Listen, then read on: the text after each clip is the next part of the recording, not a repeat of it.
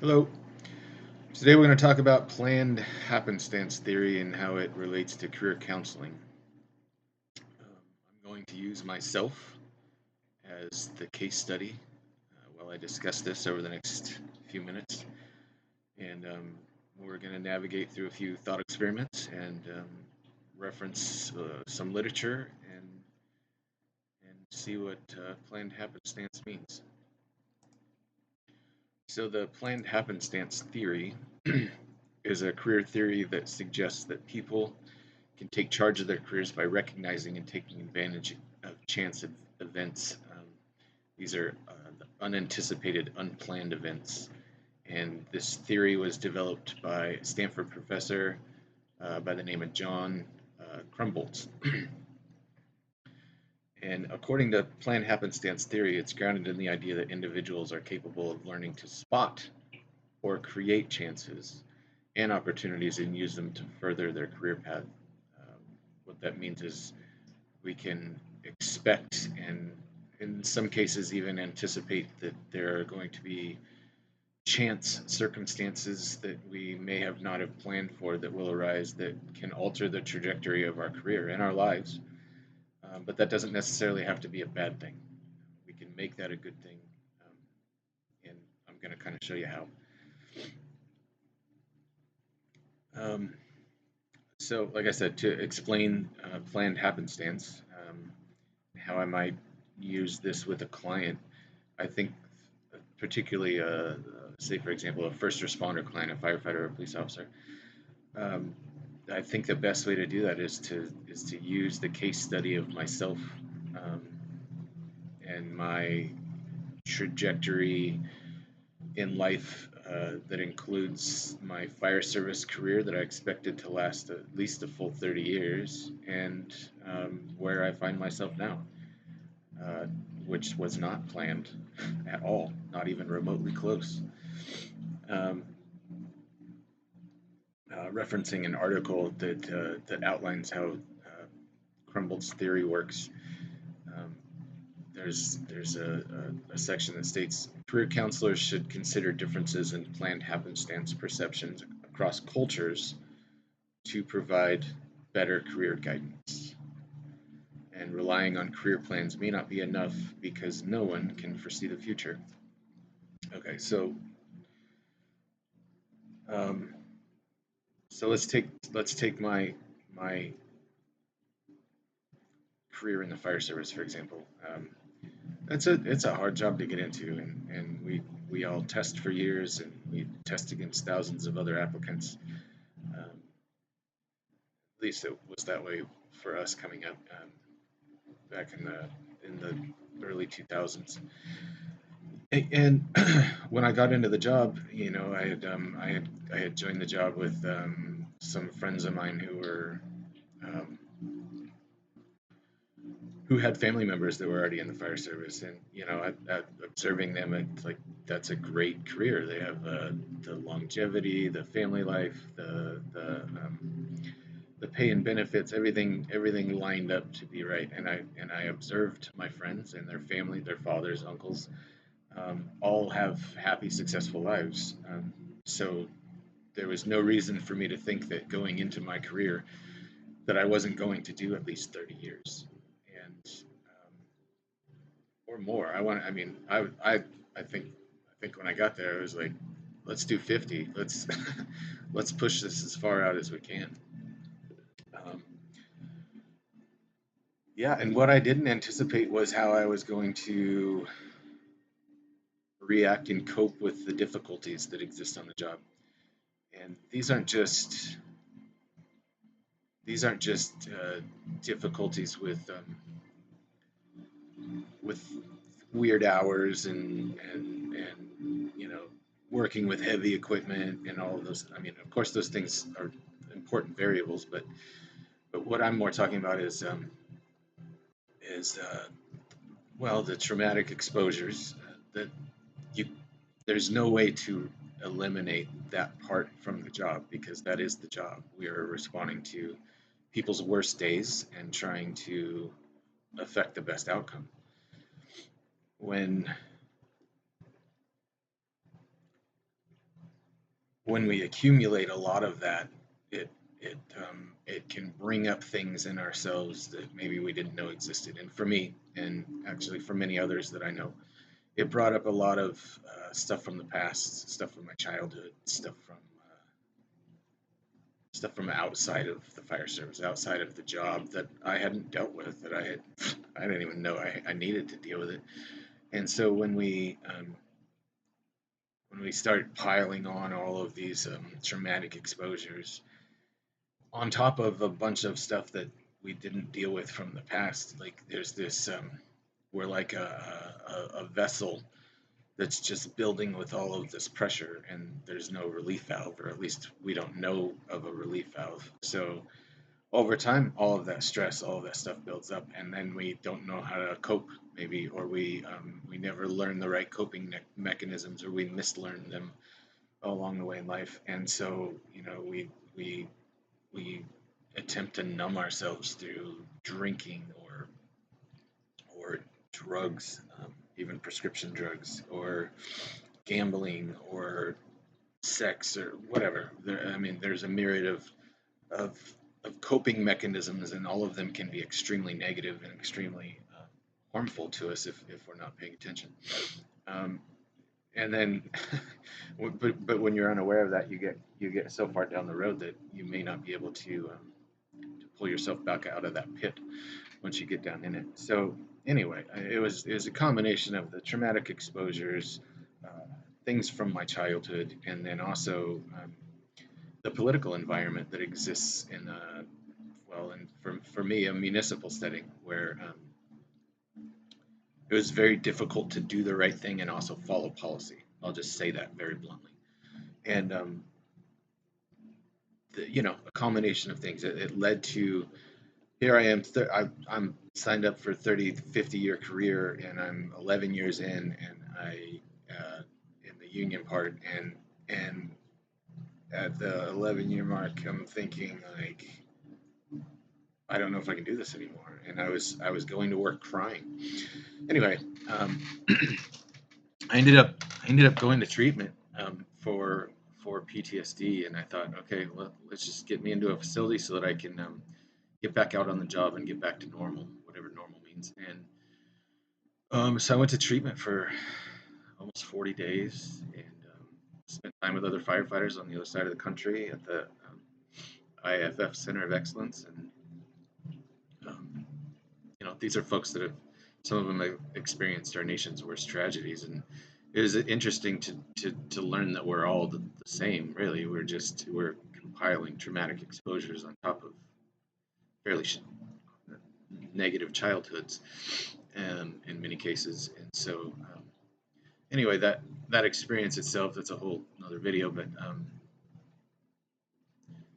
that experience, I participated in that fully, and then when I came back, I thought, okay, I'm ready for work, and then I wasn't even working, but it was my shift, and then a passenger train crashed onto the interstate on the I-5, and I thought, okay, I can't do this anymore. I don't have the love and the passion for it that I used to, and I also now know what things can disrupt my life, what things can cause me serious distress, and that's these exposures. I didn't want to do any more CPR on babies. I didn't want to see any more dead kids.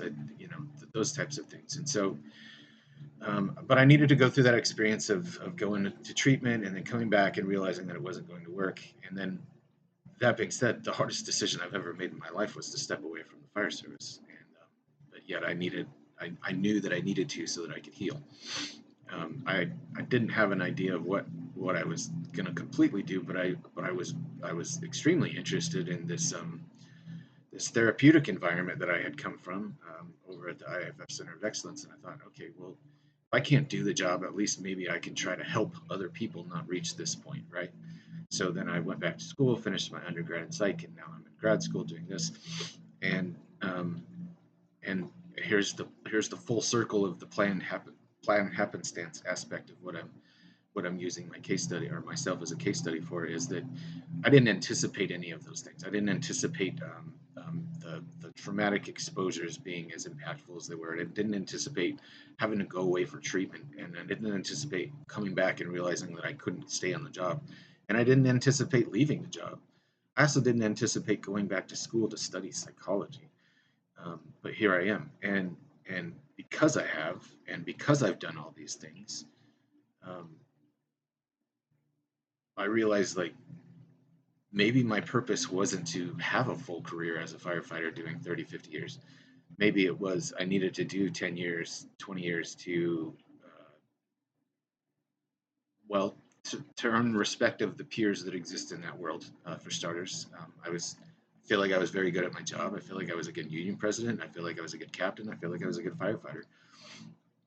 And I feel like that's important street cred to have when I'm trying to help people because I can understand them. And oftentimes I have, I'll talk to firefighters or police officers, and they might say something about a call, and they know that I can understand exactly what they're saying because in many cases we've run calls together, so they know, and I know too, and that generates this form um, of, of empathy that needs to exist. And so there's one component because it was very difficult for me to find a clinician who was able to generate the right framework of empathy because most people, they just don't, regardless of what clinical training you've been through, if you haven't done a job where you see dead and mangled people on a regular basis, then it's still like talking to a wall.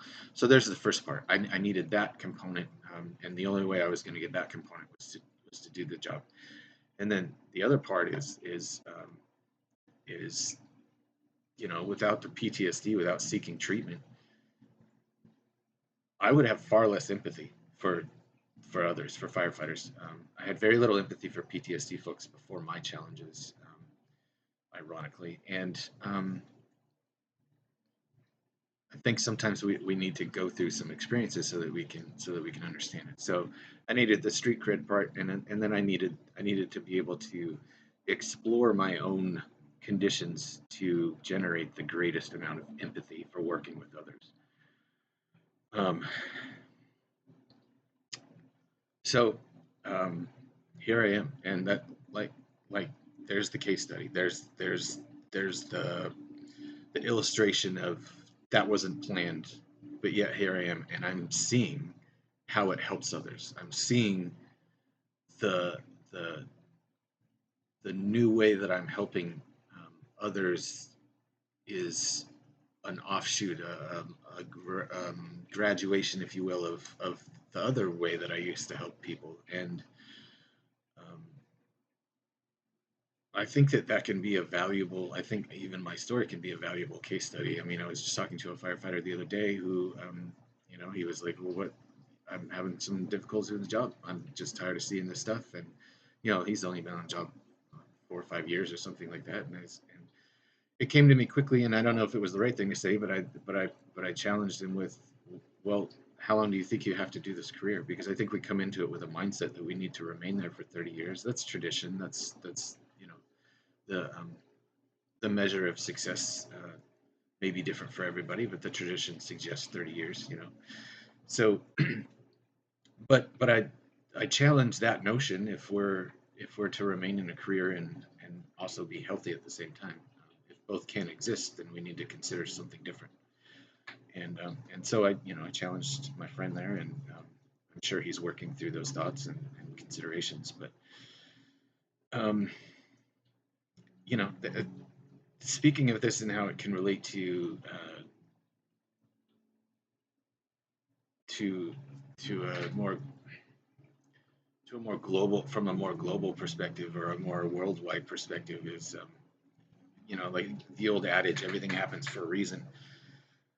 I think that's, whether that's true or not, we can make it true, I believe. I you know Whether it's a Hindu's belief in karma or a Christian's faith in Jesus, I think there's an applicable setting to or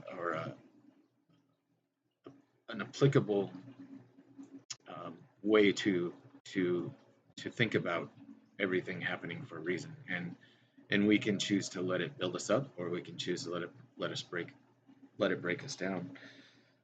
And I'll tell you straight up, like when I left the fire service, I lost everything. I lost my marriage. I lost my house. Even lost my kids for a little bit. I I considered ending my life, and I never thought I would think that, and yet there I was. But again, if I didn't even go through that part, I would then there's less empathy for me to generate towards others because I have spoken on that to others about that, and you know those are necessary things. So I can look at my circumstances and everything I went to, like, well, that was really screwed up and really almost killed me and terrible, and be mad at the world and all that stuff. Or I could say, like, well, what did that teach me? Oh, it taught me a lot, actually. It taught me how to feel things that need to be felt, and let those things manifest, and then also translate all of that pain that I've been through into helping other people, which makes it worth it. Like, that makes it worth it. So um, anyway, uh,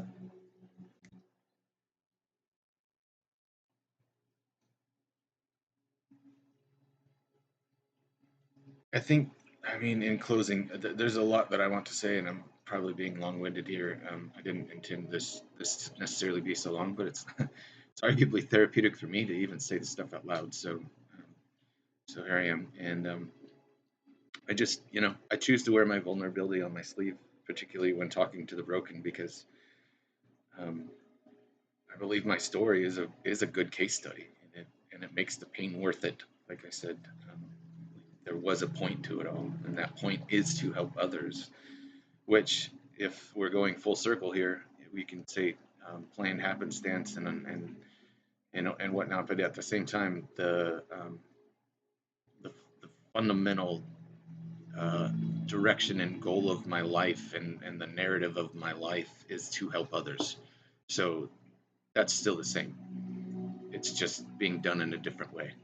Um, so yeah, I mean, the planned happenstance theory. There's research that shows that you can have a planned happenstance career inventory checklist, and there's